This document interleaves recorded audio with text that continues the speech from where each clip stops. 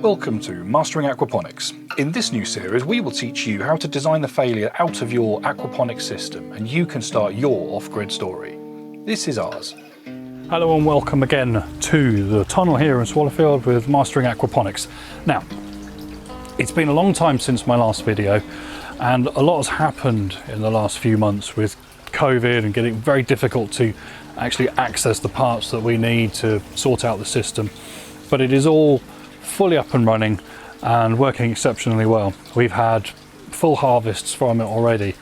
Time just hasn't been there to make videos, but hoping to get a lot more in now.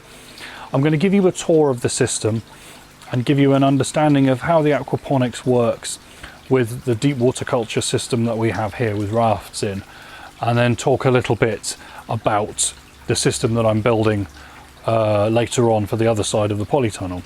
But for now, let's start looking at the system, and I can start explaining everything from there. So this is the tunnel.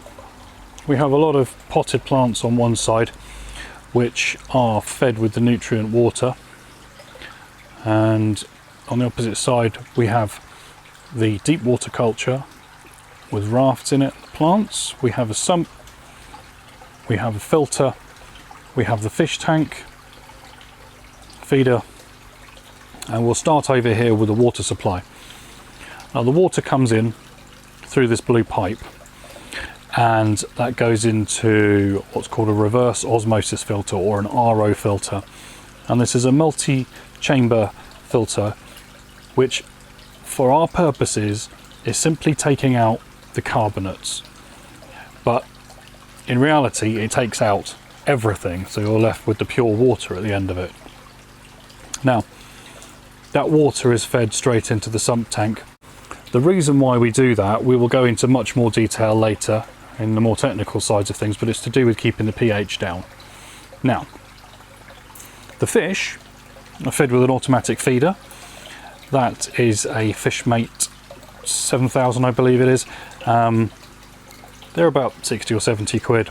Hasn't really put a foot wrong, works exceptionally well, and I never have to be concerned about feeding them. I just check the hopper to see how much food is in it and keep that topped up, and that's pretty much once every 3 weeks or a month. The fish themselves are koi, and what I'll do is I'll just nip over here, reach down, and I'll switch off the air supply, and that should give you a good look at them. Of course, they've got their little brush over there which they can hide behind. But there's some fairly decent sized koi in here. They've been in various ponds that we've had in this tank over many years, and they all seem to get on very well. There's many different varieties in there, but they are purely there to produce their waste. Once we can get edible fish in here, we will do so. But for now, these chaps are doing very well. They seem very happy, they're very healthy, they're well fed, and they do the job adequately. Now, the outlet from the filter comes here. It points in a specific direction to produce a radial flow inside here, which makes all of the waste slowly spiral around and end up in the middle. At the bottom there, you can see we have a small traffic cone, which is used in sports and so on, and that allows a larger area of waste to be taken up.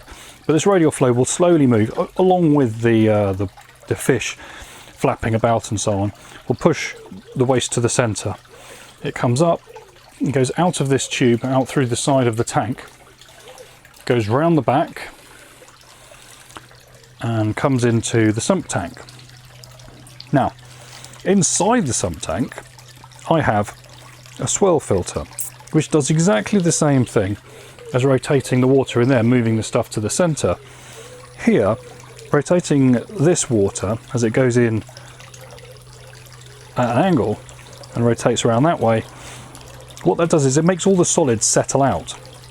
They fall to the bottom and can be taken out of this pipe here with just a turn of this valve, and that goes off to waste round the back, underneath there, and out through the side of the tunnel. Once the solids have been settled out, the water overflows again into here. These two pipes simply let air out of the system, as it falling down that tube will cause a sort of a waterfall effect, and it will cause a lot of bubbles, and I don't want those bubbles taken up into the pump. This is the pump down here, you can see. That takes the water back out of the sump, over the top of there, and it goes into this multi-valve and into this old swimming pool filter, which has been doctored inside so that the water goes in at the bottom, goes out through a load of veins there, filters up through what's called K1 media, and that is small plastic beads that look like this, and they have a very large surface area. Now this is really where the magic happens, because in this tank it not only settles out all of the other finer solids that we're trying to remove to keep the water nice and clear for the fish and to stop the roots of the plants getting clogged up, but it also allows a huge amount of surface area for bacteria to grow, and that specific bacteria are used for converting the ammonia that the fish produce and turning it into nitrates. Nitrates are plant food. Then we're waiting for the plants to take that out of the system, which purifies the water for the fish. So this closed loop system can just run forever, and you just have to top the water up. Now once it comes out of here, it should have a lot of nitrates in it. It goes up and goes through a UV filter. Now that clears out pathogens, clears out algae, and keeps the water nice and clear for us. And it goes down to here and goes off in a T. It's a bit hard to see, but there's a T-junction there. On that T-junction we have two valves, one for each direction, and in that way we can split the flow. It's called a split flow system. One comes back here, the opposite side goes all the way up here and comes in the top corner of the deep water culture here. Now we've just had a big trimming session, and we've taken all of the plants down as low as they'll go, and see they're just starting to spring back up again. The basil, we're letting a lot of that go to seed because we want to replant next year, but it's perfectly fine for harvesting, and we make a lot of different things with that. If I lift up these rafts, let me just slide one across if I can. They're quite stiff. You can see that underneath we have these beautiful white roots. Now that tells me that the system is working really well, because none of the waste is making it up to this end, because if it did, it would clog up the roots. Now, when you leave your plants in water, they rot. We all know that. But the only reason why they rot is not the water. It is the fact that there is no oxygen in the water, and it is an anaerobic bacteria, meaning a bacteria which thrives in low oxygen environments, that causes the roots to rot. So what we have here is this 16mm irrigation pipe, and then going across to the other side there is a rectangle of this stuff that goes all the way around, and this is called bleed pipe. Now this stuff is for irrigating plant beds. You can bury it under the soil or just lay it on the surface and you push water through it, but what I'm doing is I'm pushing air through it, and because there is a circuit that goes the entire circumference, or perimeter I should say, of this tank, then the air can push in from both directions, and therefore even though this is very thin pipe, it's probably got a 4mm gap going through the middle of it, there's a very even air supply, and one of those corresponds, when these are all in the right place, with every single one of these beds. So rafts. So each row of these will have its own set of bubbles coming up. As you can see, the system itself isn't all that complicated. We are simply moving water around. We're moving it from the fish to the plants and back again.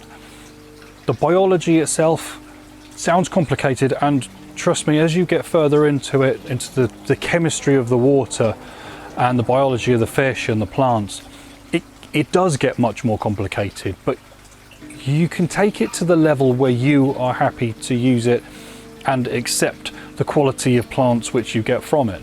Now, here we are trying to get the best quality plants that we can and the happiest fish. And so completely happy to go as deep as is necessary to do that. We will be building in automation, different types of system. We'll be using towers to grow vertically, and I've started working with a company called Biodome Systems who produce biodomes with aquaponics system in there. And I'm going in and helping to develop their next generation of aquaponics systems, which should far exceed the aquaponics systems which they have at the moment, because a huge amount of detail is being put into the design of it. And I'm going to be building a stripped down version of one of those in here to test in the latter part of this summer and into the winter, and then hopefully in the spring we'll be able to resurrect it very quickly, get it running, as all of the schools which we sell into will be trying to operate theirs that year. We'll also hopefully install one into a local school to test on site the full fiberglass version of it, but I'll be building mine as a chop and flip system with an IBC.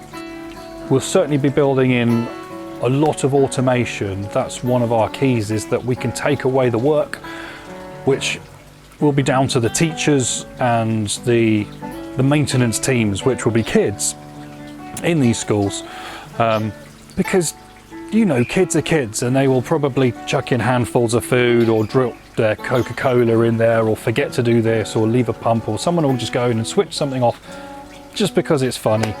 And what we want to do is to be able to monitor from a distance and be able to tell them that there's a problem before they know there's a problem. So we'll be doing auto dosing at a distance.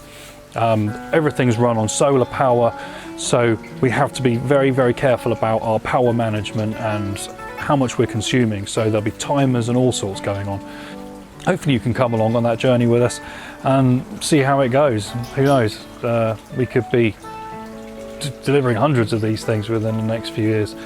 As for now, thanks a lot for coming along. We'll, as you saw in the intro, we'll have a look at the bees and the other stuff that's going on in the garden as well during this series. We now have 2 hives instead of just the one that we caught in the intro. But we'll do separate videos on those to keep things less confusing. But for now, thanks a lot for coming along, and we'll see you in the next one. I'm not going to say next week, I'm just going to say in the next one. See you later. Please tell us what you think about our project. Don't forget to subscribe and hit the bell for the next update.